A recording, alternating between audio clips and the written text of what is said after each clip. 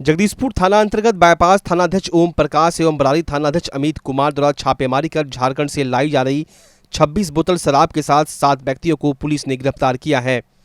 प्राप्त जानकारी के अनुसार भागलपुर के एसएसपी को गुप्त सूचना मिली कि झारखंड से कारोबारी अवैध शराब लेकर आ रहे हैं। गोड्डा जिला के हनवारा से यह व्यापार किया जा रहा है। उन्होंने विधि व्यवस्था पुलिस उपाधीक्षक डॉक्टर गौरव कुमार के नेतृत्व में सूचना का सत्यापन कराकर टीम का गठन किया और रंगे हाथ रॉयल स्टेज के 375 ml की 14 बोतल, इंपीरियल ब्लू की 375 ml के 8 बोतल, ब्लेंडर प्राइस की 750 ml की 4 बोतल के साथ मिर्जान हाट के रंजन कुमार, इसाक चक के अर्जुन कुमार, हनवारा से इंदु देवी, शिवपुरी कॉलोनी से गुड्डू कुमार, छोटी खंजरपुर से प्रेम शंकर, आशीष कुमार एवं अलीगंज के दीपक कुमार शाह को गिरफ्तार किया गया। गिरफ्तार अभियुक्त प्रेम शंकर ने बताया कि उसके पास जो अंग्रेजी शराब की खेप आई थी उसे मैंने आशीष कुमार झा को डिलीवरी के लिए दिया था। जिसके बाद आशीष कुमार को हिरासत में लेकर पूछताछ की। उसने बताया कि प्रेम शंकर का अंग्रेजी शराब दीपक कुमार शाह अलीगंज को दे दिया है, जिसे आशीष की निशानदेही पर 4 बोतल 750 ml का ब्लेंडर प्राइस के साथ गिरफ्तार किया गया और कहा गया कि हनवारा से शराब लाने के क्रम में ही बस में ही अर्जुन कुमार रंजन एवं रंजन कुमार के माध्यम से प्रेम शंकर द्वारा पूर्व में भी शराब मंगाया गया था। बहरहाल शराब माफियाओं पर भागलपुर जिला पुलिस पूरी तरह नकेल कसने का प्रयास कर रही है। जिस रास्ते से लोग ऐतिहासिक विक्रमशिला विश्वविद्यालय को जाते थे, कहलगांव बटेश्वर स्थान जाते थे, अब उस रास्ते से जाने की सोच लोगों की रूह कांप जाती है। हम बात कर रहे हैं NH80 की। भागलपुर की सबौर से कहलगांव तक NH80 सड़क गड्ढे में है या फिर गड्ढे में सड़क, ये मालूम नहीं पड़ता, मानो गांव के खेत की पगडंडी हो। और आश्चर्य की बात है कि 2005 से अब तक NH80 को दुरुस्त करने के लिए 142 करोड़ रुपये खर्च हो गए, लेकिन सड़क ऐसी कि ट्रकों के अस्थि पंजर तक खिल जाते हैं। धूल से ओत-प्रोत NH80 में अगर जाम में फंस गए तो लोग ऊपर वाले को याद करने लगते हैं। इस सड़क ने अब तक कई जिंदगियों को खत्म किया है। दशकों से जिले के लोगों को सड़क दिखी ही नहीं, दिखा तो सिर्फ खतरनाक गड्ढे, जाम में फंसे वाहन और हिचकोले खाते टेम्पू। हालात ये है कि 25 किलोमीटर की दूरी तय करने में 4 घंटे लग जाते हैं और इस 4 घंटे में शरीर का पुर्जा हिल जाता है। कई दफा इसका टेंडर हुआ, लेकिन NH80 NH की तरह नहीं बन पाया, बने तो सिर्फ राजनीतिक मुद्दे। 2021 में NH80 का टेंडर हुआ, लेकिन फिर ये रद्द हुआ।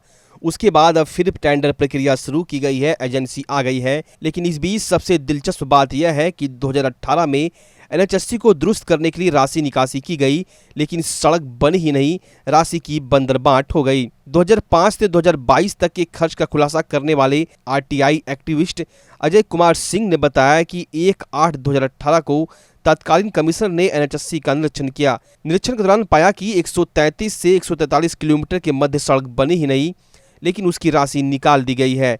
इस संबंध में आयुक्त ने जवाब मांगा था, लेकिन कुछ दिनों में उनका हस्तांतरण हुआ। उसके बाद मामला रफा दफा हो गया। देखिए, NH80 जो है सो पहले वो स्टेट हाईवे था और 2001 में वो नेशनल हाईवे को दिया गया और NH80 2001 से है। तो हमने 2005 से 2022 तक के संबंध में उनसे सूचना मांगा था कि आखिर इस पर कितना खर्च हुआ है, क्योंकि जब से वो NH80 बना है तब से उस रोड की स्थिति बदतर ही रही है, कभी उसकी स्थिति सुधरी नहीं है। तो इसके संबंध में जो NH80 ने सूचना उपलब्ध कराया है, इसमें दो तरह का खर्च उन्होंने दिखाया है। एक है गैर योजना मद में, मतलब नॉन शेड्यूल्ड वर्क, और एक है शेड्यूल्ड वर्क। तो गैर योजना मद में 2005 से लेके 2021-22 तक का उन्होंने खर्च का ब्यौरा उपलब्ध कराया है कि गैर योजना मद में 47,55,08,661 रुपया खर्च हुआ है। और शेड्यूल्ड वर्क जो है उनका, उसमें भी 2005 से लेकर 2021-22 तक की उन्होंने सूचना उपलब्ध कराई है। उसमें उन्होंने बताया है कि टोटल खर्च, मतलब ईयर वाइज दिया है, लेकिन उसका टोटल जब हम लोग ये किए हैं तो उसमें 66,69,75,909 रुपया खर्च हुआ है। और गैर योजना और योजना मद में कुल आज तक खर्च हुआ है 1,14,24,84,570 रुपया। अजीत सिंह ने 2005 से 2022 तक के खर्च का 66 पेज का ब्यौरा निकाला है। अब तक योजना और गैर योजना राशि के तहत 142 करोड़ खर्च हो चुके हैं, लेकिन सड़क की हालत बदतर है। आम जनजीवन ऐसी स्थिति में परेशान है। जिन्हें सबौर से इंग्लिश या फिर उसके आगे जाना हो तो उन्हें दूसरा विकल्प भी नहीं है। इसी रास्ते से मजबूरन जाते हैं और सरकार के प्रति आक्रोशित भी नजर आते हैं। स्थिति तो बहुत बदतर है और आने जाने वाले के लिए इतना कष्ट दिक्कत हो रहा है, ना सरकार ना प्रशासन कुछ नहीं देख रहा है। प्रशासन को चाहिए हेलमेट है कि नहीं, और उसको रोड को नहीं दे। हम लोग टैक्स भर रहे हैं, सबको इंश्योरेंस करा रहे हैं, सब कुछ कर रहे हैं, लेकिन गाड़ी एक्सीडेंट हो रही है। हम खुद एक्सीडेंट हुए हैं, हम खुद अभी एक्सीडेंट हुए हैं। कब से यहाँ पर सड़क नहीं देखी? ये तो कम से कम ये सड़क कम से कम 5-7 साल तो हो ही गया। हम तो बाहर रहते हैं, लेकिन अभी आए, बीच में आते रहते हैं, 6 महीना 4 महीना में आते रहते हैं। हालत बिल्कुल बेहतर है। यहाँ प्रशासन, यहाँ के जो हमारे माननीय विधायक जी के, उसको देखना चाहिए। जो इस क्षेत्र के विधायक हैं उनको देखना चाहिए कि एक रोड क्या है, क्या जब इलेक्शन के समय आते हैं हाथ जोड़ के आते हैं कि हम ये कर देंगे, ये कर देंगे, लेकिन ये लोग बिल्कुल करने के लिए तैयार नहीं है। हम इससे बहुत नाराज़ हैं और हम पब्लिक से यही कहना चाहते हैं, इस रोड को किसी भी तरह से जल्द से जल्द ठीक किया जाए। वहीं जिलाधिकारी सुब्रत सेन ने कहा कि NH80 के लिए एजेंसी आ गई है। पिछले वर्ष टेंडर किसी कारणवश कैंसिल हो गया था, अब नापी की जा रही है, नए सिरे से कंक्रीट सड़क बननी है। एग्जिस्टिंग NH के लिए एजेंसी आ गई है। पहले टेंडर हुआ था लास्ट ईयर, लेकिन वो कैंसिल करना पड़ा मिनिस्ट्री को, तो नई एजेंसी आई है। फॉरेस्ट क्लियरेंस वगैरह की प्रक्रिया वो चल रही है।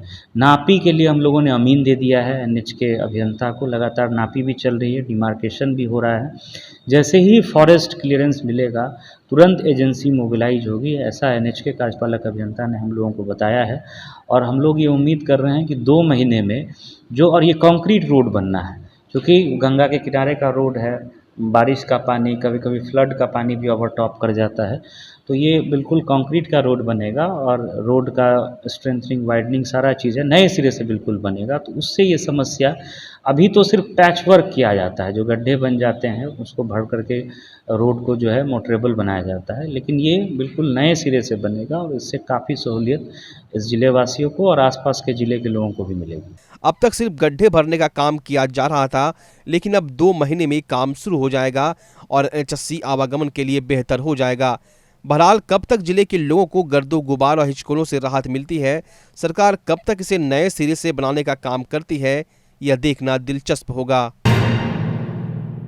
इसे संयोग कहे या प्रयोग, 9वीं में एडमिशन का शुल्क 420 रुपये है, लेकिन स्कूल प्रबंधन उसमें भी 420 ही कर रहा है। भले ही यह 420 सुविधा शुल्क के नाम पर की जा रही हो, लेकिन सरकारी भाषा में इसे भ्रष्टाचार ही कहा जाएगा। अलग अलग स्कूलों में एडमिशन के लिए नामांकन शुल्क और फॉर्म के लिए अलग अलग रेट है। इसकी रसीद भी नहीं दी जाती, यानी ना खाता न बही, जो स्कूल प्रबंधन कहे वही सही। एडमिशन करल फॉर्म का कितना लिया जाता है? हाँ 40 रुपया। एडमिशन का 500 रुपया लिया गया है, और एडमिशन कराने आया है तो 500 लिया है। एडमिशन फॉर्म के लिए 30 से 40 रुपये वसूले जा रहे हैं, जबकि सरकारी रेट 10 रुपये का है। नाथनगर स्थित इंटर स्तरीय बालिका उच्च विद्यालय में 420 की जगह 500 रुपये इसलिए लिए जा रहे हैं क्योंकि वहां सफाई कर्मी नहीं है, ये पैसे उन्हीं पर खर्च किए जाते हैं। ऐसा स्कूल की प्रधानाध्यापिका माधुरी कुमारी का कहना है। वे कहते हैं कि स्कूल में बच्चे तो पढ़ते ही हैं, इसलिए यह पैसा उन्हीं से वसूला जा रहा है। एक्स्ट्रा यहाँ हम रखे हैं साफ सफाई करने के लिए। 4th ग्रेड मेरे कमी है, 4th ग्रेड की नहीं है यहाँ, उसको देने के लिए 10-5 का लिया जा रहा है बस। 10-5 में 20 रुपये की बात है यहाँ पे, और 20 रुपया लिया जा रहा है। 20। वहीं सुखराज राय उच्च विद्यालय में एडमिशन फॉर्म के लिए 10 की जगह 40 रुपये लिए जा रहे हैं। स्कूल के प्रिंसिपल संजय कुमार ने बताया कि मुझे इसकी जानकारी नहीं है, लेकिन साथ में यह भी कहा कि विद्यालय में कई कार्यक्रम होते रहते हैं, इसलिए कुछ तो बनता है। उसमें ये कहना चाह रहे हैं हम कि ऐसा तो कुछ नहीं है, ठीक है ना, और अगर ऐसी बातें हो रही है तो इसको हम संज्ञान में लेंगे और इस पर जो होगा उचित कार्रवाई इस पर हम करेंगे।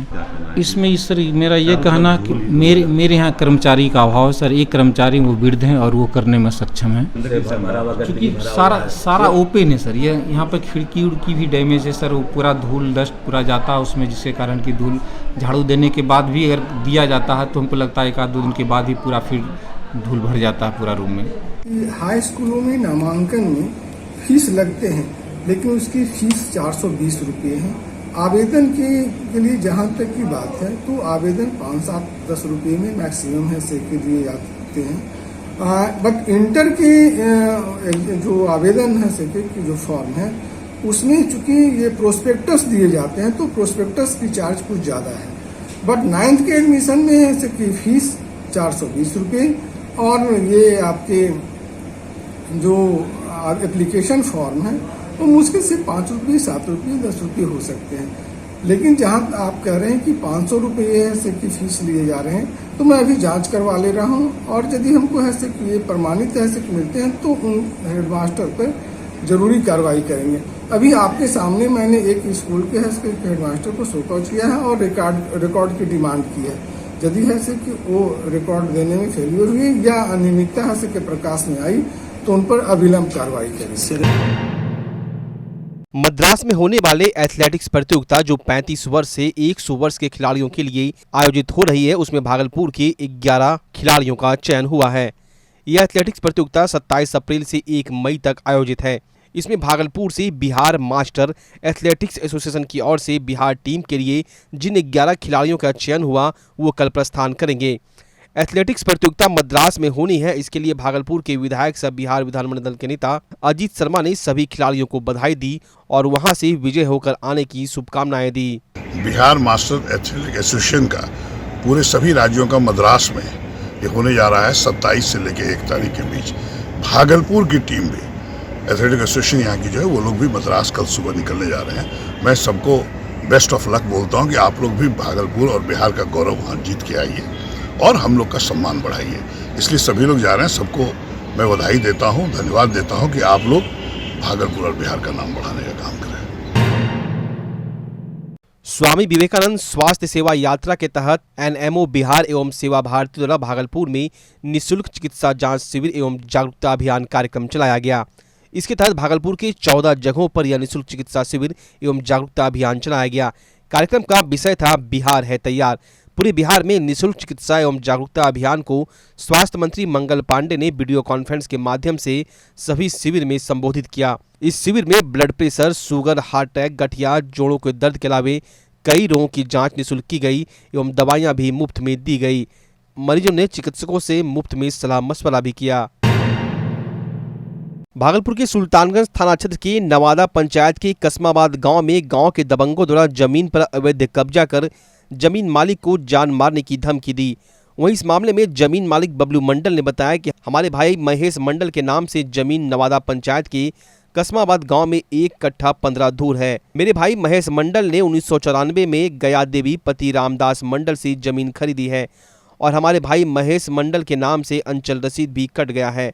लेकिन उस जमीन पर गांव के दबंग भुवनेश्वर मंडल, नागो मंडल, राजू शाह, सुको शाह उर्फ सुनील शाह, श्याम मंडल उप घुंगरा मंडल के द्वारा जमीन पर अवैध कब्जा करते हुए जान मारने की धमकी दी जा रही है। पूर्व में भी हमारे भाई महेश मंडल को जमीन खाली करने की धमकी दी गई थी, लेकिन जमीन खाली नहीं करने पर हमारे भाई की हत्या इन लोगों के द्वारा कर दी गई, जिसमें इस मामले में भुवनेश्वर मंडल हत्या का मुख्य आरोपी भी है और अब मुझे भी जमीन खाली करने की धमकी सभी गाँव के दबंगों के द्वारा दी जा रही है। इस मामले को लेकर स्थानीय थाना प्रभारी, अंचलाधिकारी भागलपुर, वरीय पुलिस अधीक्षक, पुलिस उपाधीक्षक सहित तमाम पदाधिकारियों को लिखित आवेदन देकर न्याय एवं जान माल की सुरक्षा की गुहार लगाई गई है।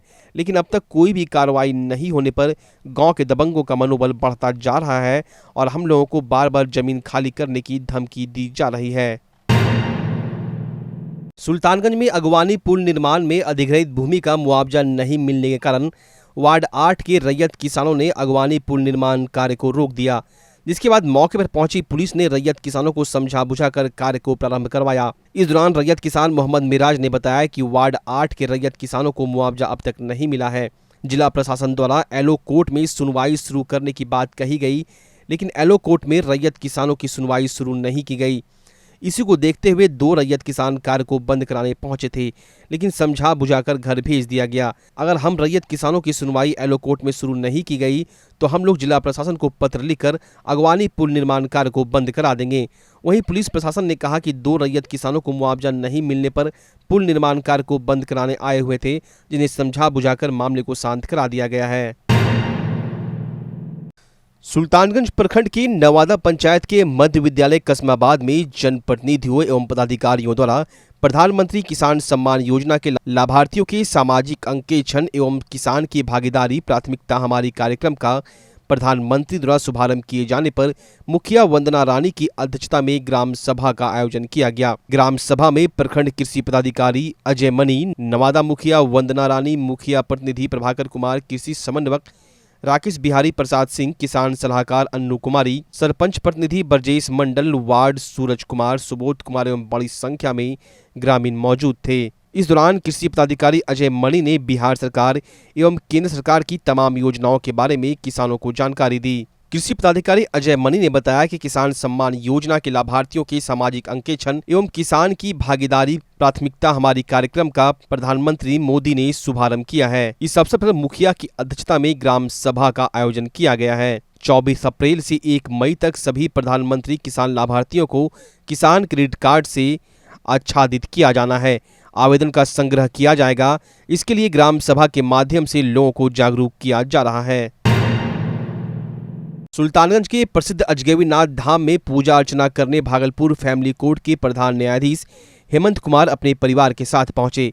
इस दौरान उत्तरवाहिनी गंगा जल लेकर बाबा भोलेनाथ का गंगा जल से अभिषेक करते हुए घर परिवार सहित देश की सुख शांति एवं उन्नति की कामना करते हुए पूजा अर्चना की। इस दौरान रामनंदी देवी हिंदू अनाथालय के सचिव सारजनंद मिश्रा ने बताया कि भागलपुर फैमिली कोर्ट के न्यायाधीश हेमंत कुमार अपनी पत्नी के साथ पूजा अर्चना करने अजगैबीनाथ धाम पहुंचे हैं। उन्हीं के साथ हम लोग भी बाबा भोलेनाथ की पूजा अर्चना करते हुए देश की सुख शांति की कामना किए।